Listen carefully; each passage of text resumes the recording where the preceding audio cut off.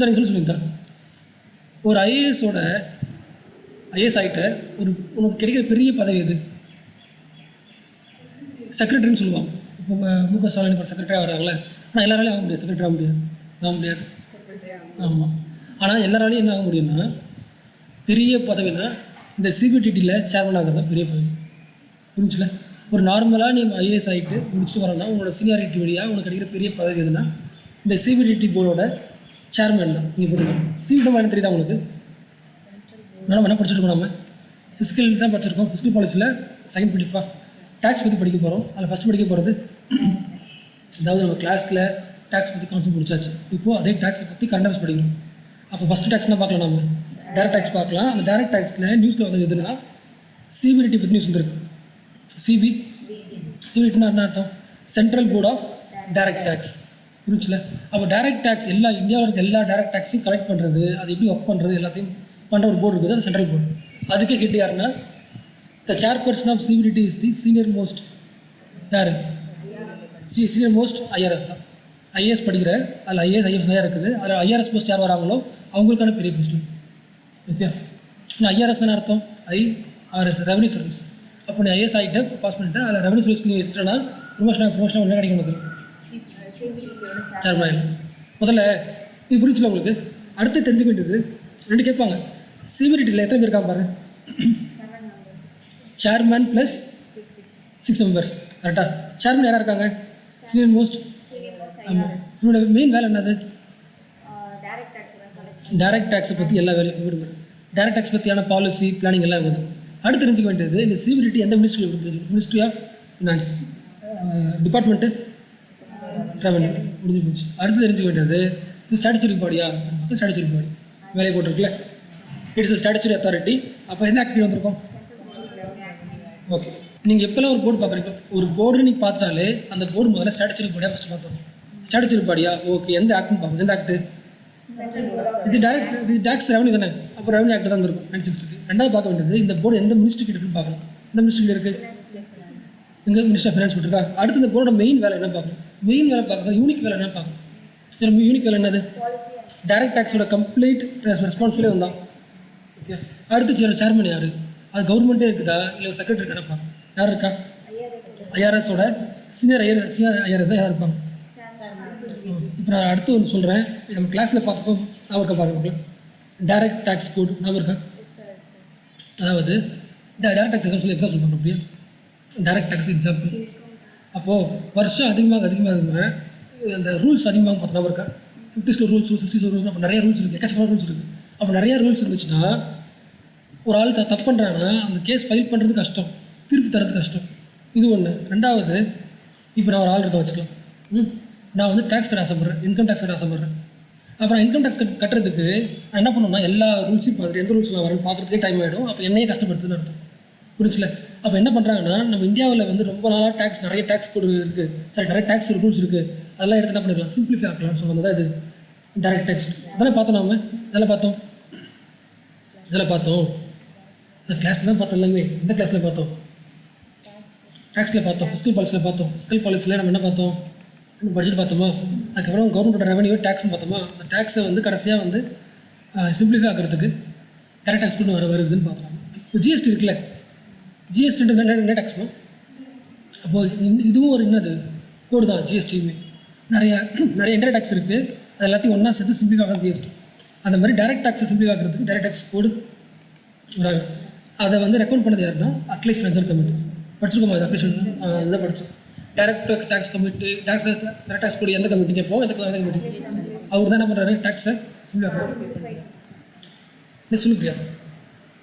Direct tax கோடு ஏன் முக்கியம்? எதுக்கு அது முக்கியம்? அது ஏன் பண்ணணும்? ஏன் சிம்பிளிஃபை பண்ணணும்? போயிடுச்சுல. அப்போது ஒரு கண்ட்ரியில் ஒரு டேக்ஸ் கட்டுறதுக்கான ரூல்ஸ் நிறையா இருந்துச்சுன்னா டேக்ஸ் பேஸ் அதிகமாக இருக்கும், கம்மியாக இருக்கணும். டேக்ஸ் பேஸ் கம்மியாக இருக்குது. ரெண்டாவது, நீ வந்து உனக்கு ஒரு கேஸ் ஃபைல் பண்ணுறேன்னா என்ன ஆகும்? நிறைய கேஸ் ஃபைல் ஆகும். ஏன்னா அவன் இந்த ரூல்ஸ் பார்ப்பான், இந்த ரூல்ஸ் பார்ப்பேன், பிரச்சனை வரும். அவன் கேஸ் நிறைய நடக்கும். அது மட்டும் இல்லாமல் இந்தியாவில் டேக்ஸை பற்றி நிறையா லாஸ் இருக்குது. இங்கே போட்டுப்பாங்களே, இங்கே பண்ணுவாங்க. இன்கம் டேக்ஸ் ஆக்ட் 1961 இருக்குல்ல, it has more than 700 sections. புரிஞ்சா? அதே மாதிரி இன்கம் டேக்ஸ் பேஸ் பண்ணியே டிஸ்ட்ரிபியூஷன் டேக்ஸு, பெனிஃபிட் டேக்ஸ், நிறைய டேக்ஸ் வகையாக இருக்குது. மொத்தம் 3 முக்கியமான காரணம். இன்கம் டேக்ஸ் கட்டுறதுக்கான டேரக்ட் டேக்ஸ் கோட் இருக்குல்ல, டேரக்ட் டேக்ஸ் ரூல்ஸ், அது நிறைய ஹெச்ஆர் ரூல்ஸ் இருக்குது, நிறைய ஆக்ட் இருக்குது. அது என்ன பண்ணுது நம்மளை ஆமாம் காம்ப்ளெக்ஸ் ஆகுது, லிட்டிகேட் பண்ண முடியல. இப்போ அதுக்காக என்ன பண்ணுறோம், நம்ம ஒரு கோடு போடுறோம். அதை direct tax code main aim to make single, simplified, uniform, effective. புரிஞ்சுல? இங்கே போட்டுருக்கோம். இந்தியாவில் டேரக்ட் டேக்ஸ் கோட் வந்துருச்சுன்னா என்ன ஆகும் அப்படின்னு பார்த்தோன்னா, single code for direct tax. எல்லா இன்கம் டேக்ஸ் இருக்குது, வேறு என்ன கார்பரேட் டேக்ஸ் இருக்குது, எல்லா டேக்ஸுக்கும் ஒரே ரூல்ஸ் தான். இதை ஃபாலோ பண்ணுறது சிம்பிள். முக்கியமான point, doing away with chess surcharge. இப்போ நம்ம பார்த்தோம் இல்லை, டேக்ஸ் அண்ட் டேக்ஸ் பற்றி உங்களுக்கு இன்கம் சம்பளம் அதிகமாக இருந்துச்சுன்னா டேக்ஸ் போடுவாங்க, அதுக்கும் டேக்ஸ் போடுவாங்கல்ல. இந்த அக்லேஷன் என்ன சொல்லிட்டாருன்னா, தேவை சொல்லிட்டாரு. என்ன சொல்லிட்டாரு? ஆமாம், இந்த செஸ்ஸு சர்சார்ஜ் எல்லாத்தையும் தூக்கிடுங்க, அது எக்ஸ்ட்ரா ரூல்ஸ் மாதிரி இருக்குது, அது வேஸ்ட் ஆகும் சொல்லிட்டு என்ன பண்ணிட்டாரு, டூயிங் அவேனா அதை தூக்கிடலாம்னு சொல்கிறாங்க. அடுத்து ரெடியூசிங் லிட்டிகேஷன்ஸ். நம்ம ரூல்ஸை குறைக்க ஒரே ஒரு ரூல் இருந்துச்சுன்னா அதிகமாக கேஸ் ஃபைல் ஆகாது, ஈஸியாக இருக்கும்னு சொல்கிறாங்க. ஓகே, டிரான்ஸ்பரண்டாக இருக்குமா அப்போது? ஓகே, இதுதான் யாரோடது? அடுத்து அதாவது தெரிஞ்சுக்க வேண்டியது, இப்போ டேரக்ட் டேக்ஸ் கோடோட எய்ம் உங்களுக்கு தெரிஞ்சு போச்சு, சிம்பிளிஃபை ஆக தெரிஞ்சு போச்சு. இதில் எக்ஸ்ட்ரா முக்கியமான பாயிண்ட்ஸ் சொன்னால் ஒரு பாயிண்ட் என்ன பாயிண்ட்டு எதை தூக்கிடுறாங்க? அதே மாதிரி புதுசாக கொண்டு வராங்க. என்ன கொண்டு வராங்கன்னா, நெகோஷியேட்டட் செட்டில்மெண்ட் கொண்டு வராங்க. அதாவது டேக்ஸ் பேயர்னா யார்? டேக்ஸ் பேயர்னா யார்? யார் டேக்ஸ் கட்டுறாங்களோ டேக்ஸ் பேயர். அப்போ அவருக்கும் டேக்ஸ் வாங்குறாங்க, 2 பேருக்கு அது பிரச்சனை வச்சுன்னா ஆமாம் அதை எப்படி சரி பண்ணலான்னு நெகோஷியேட் செட்டில்மெண்ட். அடுத்த மாதிரி முக்கியம் இருக்குது லிட்டிகேஷன் மேனேஜ்மெண்ட் யூனிட். அதாவது இப்போது நான் தான் டேக்ஸ் கட்டுறேன், ஓகே, ஆனால் நீ வந்து எனக்கு எதாவது பிரச்சனை இருக்குது, அப்போ நான் நெகோஷியேட் பண்ணுறேன், சரி வரல, ஆனால் அடுத்து அப்பீல் போகலாமா வேணாமா, யாரோட கேஸில் அப்பீல் போகலாம் அப்படி தெரிஞ்சு பண்ணுறது யார் பண்ணுவான்? Litigation management unit. புரிஞ்சுல? இந்த 2 பாயிண்ட் முக்கியமானது. அதாவது டைரக்ட் டேக்ஸ் கோட்டில் புதுசாக ஆட் பண்ணது எது? ஒரு டேக்ஸ் பேருக்கு ப்ராப்ளம்னா நெகோஷியேட் பண்ணுறதுக்கு யாருக்காக இருக்குது, அதுலேயே சரி வரலன்னா அப்பீல் போக முடியுமா? அந்த அப்பீல் பண்ண யார் முடியும்? இண்டிவிஜுவல் முடிவு பண்ணுவாரா கேட்டால் இல்லை. லிட்டிகேஷன் மேனேஜ்மெண்ட் தான் will manage entire tax litigation process. எந்த கேஸ் வந்து அப்பீல் போடலாம், எது வந்து வேணான்னு சொல்லியிருக்கலாம், எல்லாத்தையும் யார் முடிவு பண்ணுவா? டிஃபரன்ஸ் வச்சுல டேக்ஸ் எங்கே ஏற்படுறது, டிஸ்பியூட்டை செட்டில் பண்ணுறதுக்கு நெகோஷியேட்டட் செட்டில்மெண்ட் இருக்குது. அந்த டிஸ்பியூட் சரியாகலைன்னா அடுத்து அப்பீல் போகிறதுக்கு லிட்டிகேஷன் மேனேஜ்மெண்ட் யூனிட்டும் இருக்குது. ஓகே, இந்த டைரக்ட் டேக்ஸ் கூட நம்ம எப்படி இம்ப்ளிமெண்ட் பண்ணோம்னா, அதாவது ரூல்ஸை சிம்பிளிஃபை ஆக போகிறோம். அந்த சிம்பிளிஃபை ஆகிறதுக்கு குளோபல் லெவலில் இருக்க எல்லா ரூல்ஸுமே நம்ம என்ன பண்ணுறோம், பார்த்து பண்ணுறதால இந்த லைன் வருது, bringing predictability stability tax regime. புரிஞ்சுல? இன்டர்நேஷ்னல் லெவலில் எல்லா ரூல்ஸும் நம்ம யூஸ் பண்ணுறதால நம்மளோட அடுத்த கட்டம் நம்ம என்ன பண்ணணும், ஈஸியாக என்ன பண்ண முடியும். அடுத்த பாயிண்ட்டு இதுக்கு சொல்லி பார்க்கலாம். அசஸ்மெண்ட் பண்ணிங்கன்னா அசஸ்மெண்ட்னா இப்போ நீ வந்து டேக்ஸ் கட்டுறல, நீ கரெக்டாக டேக்ஸ் கட்டியிருக்கியான்னு அசஸ் பண்ணுவாங்களே, அந்த அசஸ்மெண்ட்டில் சில எக்ஸ்ட்ரா பண்ணியிருக்காங்க. ஃபஸ்ட் பாயிண்ட் பாருங்களேன், replacing the concept of assessing officer with. இப்போ வந்து ராக்கு வந்து என்கிட்ட வந்து டேக்ஸ் கட்டுறான், ஓகே, அந்த டேக்ஸ் கட்டுறது ஃபஸ்ட்டு எப்படி இருந்துச்சுன்னா, நான் தான் டேக்ஸ் ஆஃபீஸர், நான் யார்? நான் தான் டேக்ஸ் கட்டினதை வந்து அசஸ் பண்ணுவேன். அப்போ இண்டிவிஜுவலாக அசஸ் பண்ணும்போது அவனுக்கு என்ன பண்ணலாம், எனக்கு கரப்ஷன் பண்ணலாம். ஓகே, அப்போ என்ன பண்ணுறாங்க, டேக்ஸ் ஆஃபீஸரே தேவையில்லை, நம்ம என்ன உருவாக்கிக்கலாம், அசஸிங் யூனிட்டை உருவாக்கிடலாம். அதாவது டேக்ஸ் ஆஃபீஸர் சொல்லலாம், அசஸிங் ஆஃபீஸர் சொல்லலாம், ஆஃபீஸர் வேணும், அசஸிங் யூனிட் வச்சுக்கலாம், நிறைய பேர் சேர்ந்து வச்சுக்கலாம். அப்போ நிறைய பேர் ஒரு யூனிட்டாக இருக்கும்போது அவன் என்ன பண்ணலாம், நம்மளை கரெக்ட் பண்ணலாம். So replacing the concept of assessing officer with. அதே மாதிரி டேக்ஸ் கட்டும்போது ஃபேஸ்லெஸ்ஸாக பண்ணலாம். எப்படி பார்த்தா இருக்குல்ல கிளாஸில், நீ ஃபேஸ்லெஸ் ஸ்க்ரூட்டனி பண்ணும்போது ஆட்டோமேட்டிக்காக கரெக்ஷன் நடக்காது. அந்த பாயிண்ட். அடுத்து promote the ease of doing business. புரிஞ்சுல? எதுக்கு இதை படிக்கிறோம்? மெயின்ஸில் கேட்பாங்க, இந்தியாவில் வந்து டைரக்ட் டேக்ஸ் கலெக்ஷன் வந்து இன்டைரக்ட் டேக்ஸோட கம்மியாக இருக்குது, எக்ஸாம் வச்சுக்கலாம். என்ன இருக்குது? லாஸ்ட் இயர் பார்த்தோன்னா இருக்காது, லாஸ்ட் இயர் இன்டைரக்ட் டேக்ஸ் அதிகமாக இருந்துச்சு, டைரக்ட் டேக்ஸ் பார்த்தோமா, டைரக்ட் டேக்ஸ் இம்ப்ரூவ் பண்ணது என்ன பண்ணலாம் அப்படின்னு மெயின்ஸில் பிடிச்சி கேட்டாங்கன்னா, டைரக்ட் டேக்ஸ் கூட கொண்டு வரலாம். ஏன்னா அது கொண்டு வந்தால் சிம்பிளிஃபை ஆகும், யூனிஃபார்ம் ஆகும். அட் சேம் டைம் அதில் நிறைய பொசிஷன்ஸ் இருக்குது, இதுக்கு நெகோஷியேஷன் இருக்குது, அப்பீலுக்கு இருக்குது, அப்புறம் வந்து அசஸ்மெண்ட் ப்ராசஸ் இருக்குது. இந்த வழியாக பண்ணுறதுனால என்ன பண்ணலாம், நம்ம டேக்ஸ் அதிகமாகும். கரெக்ட் தான். ரூல்ஸ் சிம்பிளிஃபை ஆச்சுன்னா டேக்ஸ் பேஸ் என்ன ஆகும், எஃபிஷியன்சி என்ன ஆகும்.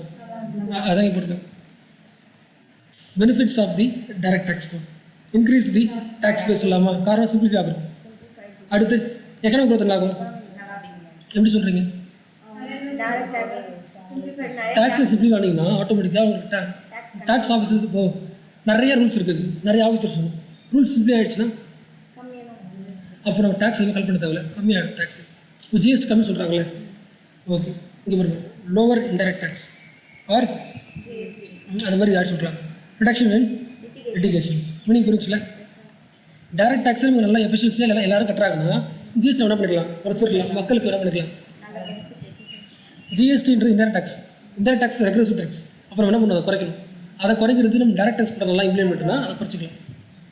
அதே மாதிரி அப்போ வழக்கம் என்ன ஆகிடும், குறைஞ்சி. இதெல்லாம் பெனிஃபிட்ஸ் ஆஃப் டைரக்ட் டேக்ஸ். புரிஞ்சுல, இது ஏன் படிக்கணும் புரியுதா? பார்த்தோம் ஞாபகம் இருக்கா, ஃபிஸ்கல் பாலிசி ட்ராயிங்கில் பார்த்தோம். கவர்மெண்ட்டுக்கு வந்து கிடைக்கிற காசு பார்த்தோம் ஞாபகம் இருக்கா, டேக்ஸ் இன்கம் நான் டேக்ஸ் இன்கம் பார்த்தோம். டேக்ஸ் இன்கம் வேல்யூ பார்த்தோம்ல, அந்த டேக்ஸ் இன்கம் அதிகமாக்கணும்னா நம்ம பிரச்சனை அந்த பாரோ பண்ணுறது கம்மியாகும். அதுக்கு நம்ம இது டைரக்ட் டேக்ஸ் யூஸ் ஆக சொல்கிறாங்க. ஆனால் இன்னும் இம்ப்ளிமெண்ட் ஆகலை, இது என்ன ஆகலை, இந்த கொரோனா வந்தால ஸ்டாப் பண்ணிட்டாங்க. ஓகே எனக்கு நியூஸ் முக்கியம் கவனிங்க. The 8-member government panel headed by CBDT member Akhilesh Ranjan report submit பண்ணியிருக்காரு. இப்போது 2019. ஆனால் என்ன ஆகலை, ரிப்போர்ட் சப்மிட் பண்ணியிருக்காரு. அதுவே 2 வருஷம் ஆச்சு, பண்ண வந்துட்டு. Okay new direct tax code உங்களுக்கு தெரியணும். டைரக்ட் டேக்ஸ் கோட் வச்சு என்ன ஆகும், ரூல்ஸ் கம்மியாகுது. ஏன் ரூல்ஸ் கம்மியாகணும் பார்த்தா நிறைய 7 செக்ஷன்ஸ் இருக்குது இன்கம் டேக்ஸ்லேயே. அவங்க ஈஸியாக இருக்காது, காரணம் தெரியல. அடுத்து போகலாமா, ஒரு இண்டிவிஜுவல் இருக்கார்ல, ஒரு இண்டிவிஜுவல் தன் சம்பளத்தில் டேக்ஸ் கட்டினாருன்னா அது இன்கம் டேக்ஸ், கரெக்டாக. அதே ஒரு கம்பெனி தன்னோட சம்பளத்தில் டேக்ஸ் கட்டிச்சுன்னா கார்பரேட் டேக்ஸ்.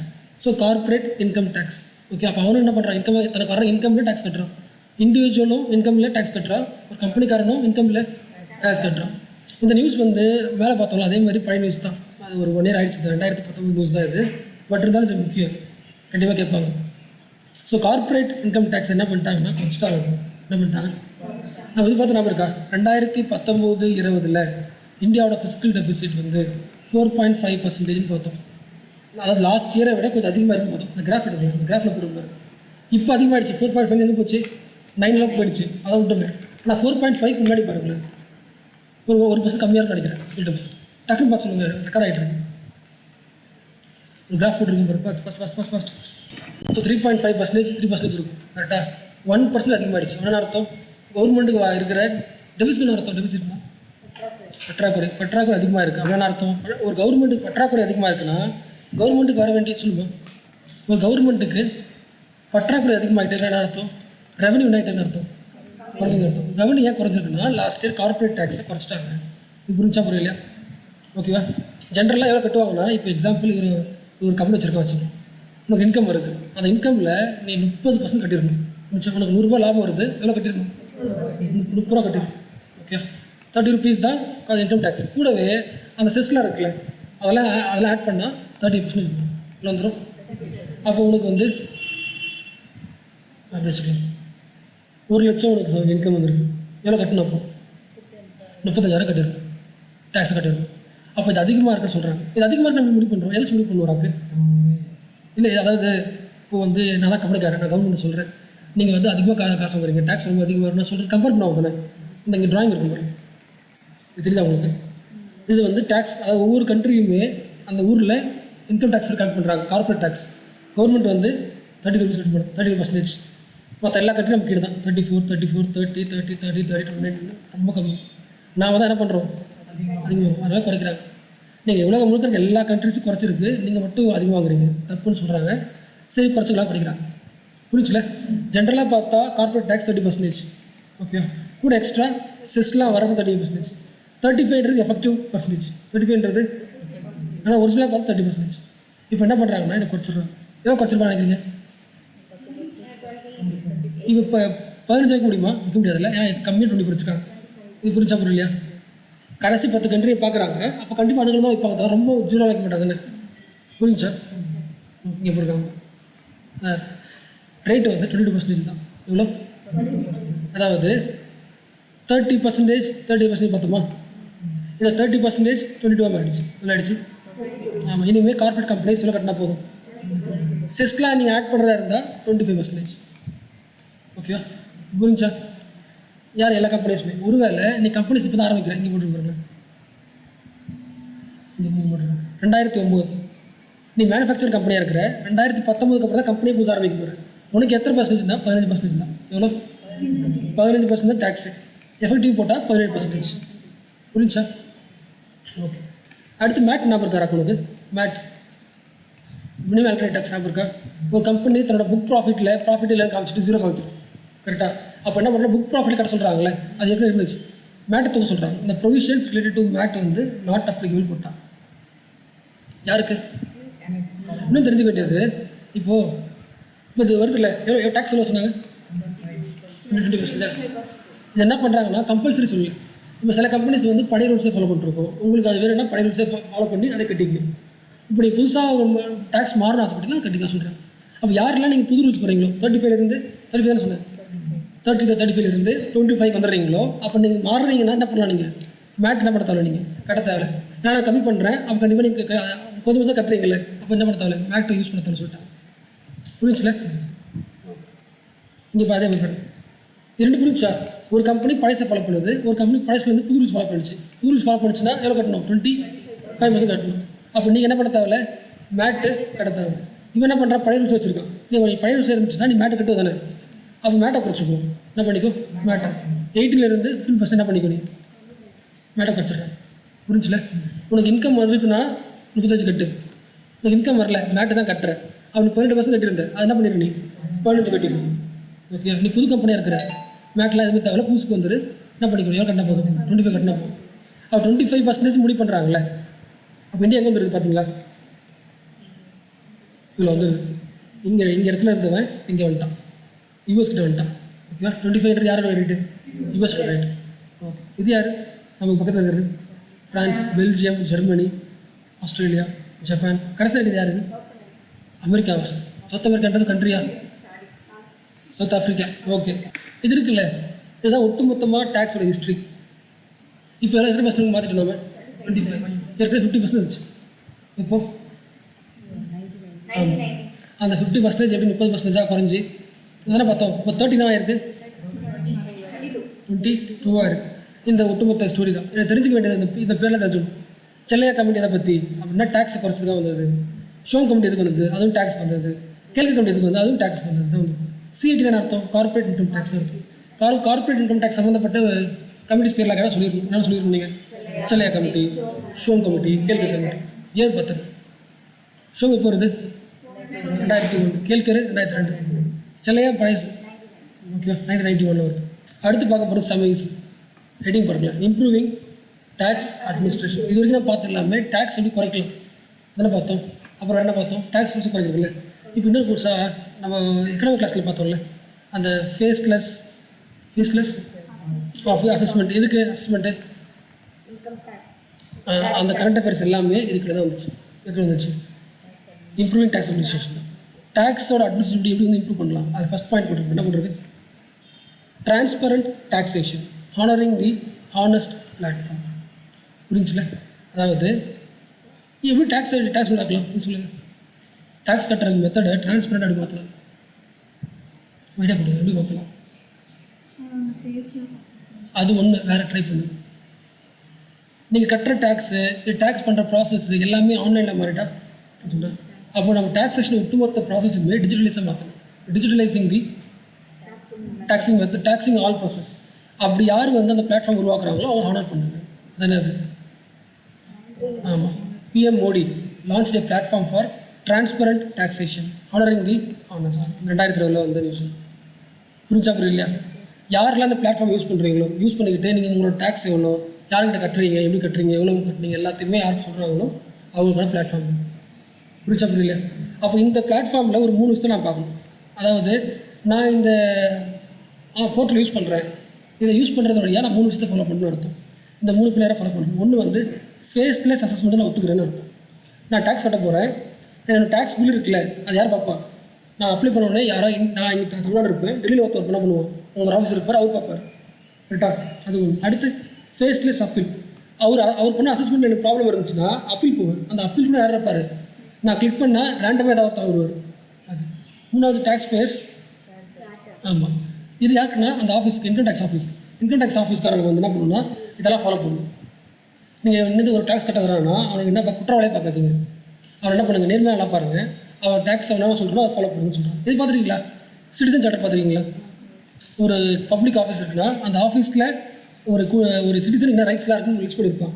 இது டாக்ஸ் பேயர் சார்ட்டர். ஒரு டாக்ஸ் பே பண்ணுறவனோட உரிமைகள் என்னன்னு சொல்லிட்டு லிஸ்ட் பண்ணியிருக்க முன்னாடியே எல்லாம் லிஸ்ட் பண்ணியிருக்கோம். அந்த பிளாட்ஃபார்ம் ரிலீஸ் பண்ணியிருக்கோம். இந்த மூணுத்தையும் ஃபாலோ பண்ணுற மாதிரி உருவாக்கணும் ஒரு பிளாட்ஃபார்ம். அதுக்கு யார் மோடி நம்மளுக்கு லான்ச் பண்ணியிருக்காரு. புரிஞ்சா? அந்த ஒரு ஆக்ட் வந்துச்சு இங்கே போட்டு. சரி, ஆக்ட்லெஸ் ஸ்கீம், ஃபேஸ்லெஸ் அசஸ்மெண்ட் ஸ்கீம் 2019. ஏற்கனவே பேர் என்னது? ஃபேஸ்லெஸ் அசஸ்மெண்ட் இருந்துச்சு. ஃபஸ்ட் முன்னே பார்த்துட்டான். எய்ம் என்னது? நீ டேரெக்டாக போய் டாக்ஸ் அஃபிஷியல் கட்டுற, அவன் என்ன பண்ணுவான்? அவன் கிட்ட கரெக்ஷன் பண்ணுவோம்ல, அது குறைக்கிறது போட்டிருக்கா. Aim is to elimination of face to face கான்டாக்டை வந்து என்ன பண்ணணும்? எலிமினேட் பண்ணணும். புரிச்சா புரியல இல்லையா? எஸ். அப்போ அதுக்கு என்ன பண்ணுறோன்னா, இந்தியா முழுக்க நிறைய சென்டர் உருவாக்கும். தமிழ்நாட்டில் ஒன்று, அதில் national faceless assessment centre in Delhi. It is an independent office that looks after the work of faceless assessment scheme. யார் வந்து ஹெட்னு பார்த்துக்கோங்க. It is headed by principal chief commissioner of CCIT. Okay. அதே மாதிரி 8 சென்டர் இருக்கா? டெல்லி, மும்பை, சென்னை, கல்கட்டா, அகமதாபாத், புனே, பெங்களூரு, ஹைதராபாத். 8 சென்டர். அப்போ டெல்லியில் இருக்க என்ன பண்ணலாம்? அவன் அப்ளை பண்ணும்போது தமிழ்நாடுக்கு வந்துடலாம், சென்னைக்கு வந்துடலாம். அவன் இந்த 8 சென்டர் தான் என்ன பண்ணுறது? ஒட்டுமொத்தமாக ஒர்க் பண்ண போகும். இந்த 8 சென்டர் மட்டும் தான் என்ன பண்ணுறது? இனிமேல் ஏற்கனவே சென்டர் இருந்துச்சு, ஆனால் அது அந்த ஊருக்கு பண்ணணும். இப்போ அந்த டெல்லி சென்டர் என்ன பண்ணலாம்? ஒட்டுமொத்த இந்தியாவுக்கு யாரும் என்ன பண்ணலாம்? புரிஞ்சா? ஓகே. யாரும் முக்கியம் இல்லை. Chief commissioner for tax. இந்த ஸ்கீமோட மெயின் எய்ம் என்ன? டிஸ்கிரிப்ஷனில் குறைக்குதா? டிஸ்கிரிப்ஷன் ஒரு ஆஃபீஸர் பண்ணுற வேலையை என்ன பண்ணுது? அவர் சொல்கிறதா பண்ண முடியாது இனிமேல். கரெக்டாக? அப்போ இது நான் டிஸ்கிரிப்ஷனாக இருக்குது, அன்பயஸ்டாக இருக்குது, சிங்கிள் விண்டோ சிஸ்டமாக இருக்குது. அப்போ எவிஷன் என்ன ஆகும்? அதிகமாகும். ஓகே. அதே தான் அடுத்த கை கொடுத்துருக்கான். Faceless appeal scheme. நீ அப்பீல் போகிறோன்னா என்ன பண்ண? நீ அதுவும் இது யூஸ் பண்ணிக்கங்க. எதை யூஸ் பண்ணிக்க? National faceless appeal centre. இதுக்கு ஒரு ரீஜன்ஸ் இருக்கும். என்ன பண்ணணும்? அதான் 8 ரீஜன் பார்த்தோம்ல, அதேமாதிரி ரீஜனல் அப்பீல் இருக்கும். நீங்கள் அப்ளை பண்ணிங்கன்னா எங்கன்னா போய் உங்களுக்கு என்ன ஆகும்? அப்பீல் பண்ணி சொல்கிறேன். ஓகே, புரிஞ்சா? அது 3வது point. Tax payers charter. It is 3rd pillar for honouring the honest platform. Okay. அதாவது 2 கொடுத்துருப்பாங்க. ஒன்று வந்து டாக்ஸ் டிபார்ட்மெண்ட் இருக்குல்ல, அவன் என்னென்னலாம் ஃபாலோ பண்ணணும் அந்த ஆஃபீஸர், இது ஒன்று. 2வது டேக்ஸ் பே பண்ணுறாங்கல்ல, அவன் என்னென்னலாம் ரூல்ஸ் பார்த்துக்கணும். புரிஞ்சுல? ஃபாஸ்ட்டாக படிச்சுன்னு பார்க்கலாம். எல்லாம் ஈஸியாக தான் இருக்கும், சிம்பிள் தான். இப்போ எக்ஸாம்பிள் பாருங்களேன்.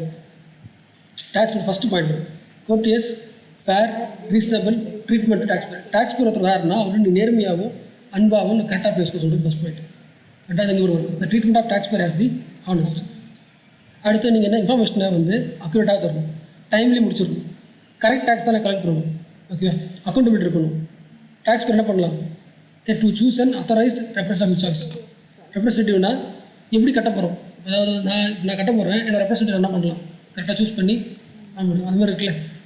அதேமாதிரி tax payers application. Tax payer வந்து ஹானஸ்ட்டாக டிஸ்கஸ் பண்ண இன்ஃபர்மேஷன், அவர் அவேர்னஸாக இருக்கணும், அக்யூரேட் ரெக்கார்ட் வச்சுருக்கணும். இந்த மாதிரி பாயிண்ட்ஸ் ஃபஸ்ட்டாக முடியும். இந்த 3 பில்லர் இதுக்கு வருது. Honouring the honest. It is a platform for transparent taxation. 2020. Okay, ஏற்கனவே இருந்துருக்கு, இப்போ 19 இருக்குது. எல்லாம் ஒன்றா சேர்த்து ஒன்றா கொண்டு வந்துட்டார். What is the aim of transparent taxation? To create efficiency, transparency, accountability and eliminate the physical interference between taxpayers, tax officers. Okay, அப்போ அது என்ன யூஸ் பண்ணணும்? கண்டிப்பாக டெக்னாலஜி யூஸ் பண்ணணும். கரெக்டாக? அப்புறம் 3 பில்லர்ஸை ஃபாலோ பண்ணணும். அப்படியே அது புரிதா பாருங்கள். கூகுள் இருக்குல்ல, கூகுள், அது வந்து ஆமாம் கூகுள் பே. அது இந்தியன் கம்பெனியா யூஎஸ் கம்பெனியா? யூஎஸ். ஓகே. இப்போ கூகுளில் நீங்கள் உங்கள் கம்பெனி ஆட் தருது. ஓகே, இந்த ஆடு வழியாக உங்களுக்கு வருது, அது முக்கியம். ஆனால் ஆடு காசு யாருக்கு போகுது? கூகுளுக்கு தான் போகுது. அப்போ அவனுக்கு லாபம் தான். புரிச்சுல? இன்னொரு கண்ட்ரிக்காரன் ஆனால் இந்தியாவுக்குள்ளே வந்து ஒரு ஆன்லைன் வழியாக என்ன பண்ணுறான்? ஒரு சேல்ஸ் பண்ணுறான், அட்வர்டைஸ்மெண்ட்டு, அவனுக்கு காசு தரீங்கல்ல. அப்போ இவனுக்கு லாபம் வருதுல்ல. அப்போ இந்தியாவில் இருக்கிற மாதிரி அர்த்தம், இந்தியாவில் இருக்கிற மக்கள் வேணுக்கு லாபம் வருது. அப்போ அந்த லாபத்தில் டேக்ஸ் கட்டணும் தானே. அதுக்கு போகிற டேக்ஸ் தான் ஈக்குவலைசேஷன் லெவி அர்த்தம். இது கிடையாது, இது வேறு. ஈக்குவலைசேஷன் லெவி கதை புரிச்சார் அக்கனுக்கு. ஓகே. ஆனால் என்னென்னா புரிஞ்சிச்சுமா அவன் சொல்லிட்டான். அவன் அப்படி தான். ஓகே ஓகே, ஒன்று வச்சுக்கிட்டு என்ன கரெக்டாக பண்ண சொன்னான்னு. ஆனால் என்ன பாயிண்ட்னா, இப்போ யூஎஸ்க்கு தான் லாபம் போகுது. யூஎஸ் எங்கே இருக்கானா? இந்தியாவில் இருக்கானா? யார்? சீக்கிரம். கூகுள்காரன் யூஎஸில் இருக்கான். அப்போ அவங்கள்ட்ட கேட்க முடியாது. அப்போ என்ன பண்ணுறாங்கன்னா, நீ தானே ஆடு கொடுத்த, அவன் அந்த ஆடுக்கு அவன் காசு கேட்டிருப்பான்ல, அந்த காசுக்கு நீ என்ன பண்ணுறேன்னா ஒரு எத்தனை பர்சன்டேஜ் சொல்லியிருந்தாங்க, 6% எடுக்கிறேன். எக்ஸ்ட்ரா எவ்வளோ பாரு, எங்கே போட்டிருக்கா ஓகே. நீ 6% நீ எவ்வளோ காசு தரப்போறியோ 6% நீ ஹோல்டு பண்ணிக்கணும். அந்த ஹோல்டு பண்ணி எனக்கு கட்டிட்டு சொல்கிறாங்க. யார் கட்டிட்டாங்க? இந்தியாவுக்கு ஒரு கட்டி சொல்கிறாங்க. அவங்ககிட்ட கேட்க முடியாது. அப்போ அவனோட லாபத்தில் நீ ஒரு 6% எடுத்து வச்சு என்ன பண்ணிட்டு எடுக்கிட்டு ஈக்குவலைசேஷன் லெவி. அவனுக்கு காசு போகுது, அதுக்கு ஈக்குவலாக கொஞ்சம் உனக்கு எனக்கு என்ன பண்ணு நான் லெவி பண்ணிடுறேன். ஈக்குவலைசேஷன் லெவின்னு அர்த்தம். புரிஞ்சா? இதுக்கு பேர் டைரக்ட் டேக்ஸ், இன்டைரக்ட் டேக்ஸா? ட்ரை பண்ணி பார்க்கலாம்.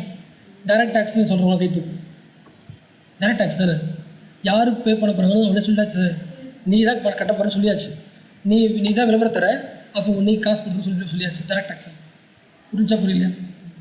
ஓகே. அடுத்து பார்க்க போகிற இதுதான் நியூஸ். இது அப்டேட் என்னன்னா புதுசாக வந்திருக்கு.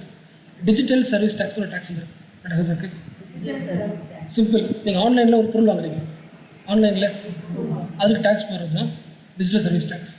ஆனால் மோஸ்ட்லி யாருக்குன்னா வெளிநாட்டு கம்பெனிஸ் இருக்குல்ல, அமேசான் இருக்குல்ல, அமேசான் என்ஆர் கம்பெனிஸ், இந்தியாவுக்குள்ளே கிடையாது, நான் ரெசிடென்ட், இந்தியாவுக்குள்ளே இல்லை. அந்த மாதிரி கம்பெனிஸ் நம்ம பொருள் வாங்குறாங்கன்னா அதுக்கு டேக்ஸ் போடுறது என்ன? அதுக்கு பர்சன்டேஜ் பார்த்து 2% நினைக்கிறேன்.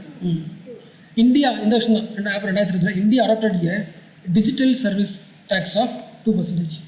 ஓகே. இது சர்வீஸுக்கு தர டேக்ஸ். இது இன்டைரக்ட் டேக்ஸ். பொருளுக்கு போகிற டேக்ஸ் அது பொருள் கிடையாது. புரியுதா? அவனோட லாபம் போது லாபத்துக்கு நீ போடுற டேக்ஸ் இது ஈக்குவேஷன் இருக்குது. ஆனால் இது நீ பொருள் வாங்குற இ-காமர்ஸ். என்ஆர் இ-காமர்ஸ் முக்கியம். என்ன காமர்ஸ்? இந்தியாவுக்குள்ளே இல்லாத தான். ஒருவேளை அந்த கம்பெனிக்காரன் இந்தியாவில் இருந்தாங்கன்னா அமேசான்.com இருக்குல்ல, அமேசான் நின்று இருக்காங்களே, இந்தியாவுக்குள்ளேயே கம்பெனி வச்சுருந்தாங்கன்னா தேவை கிடையாது.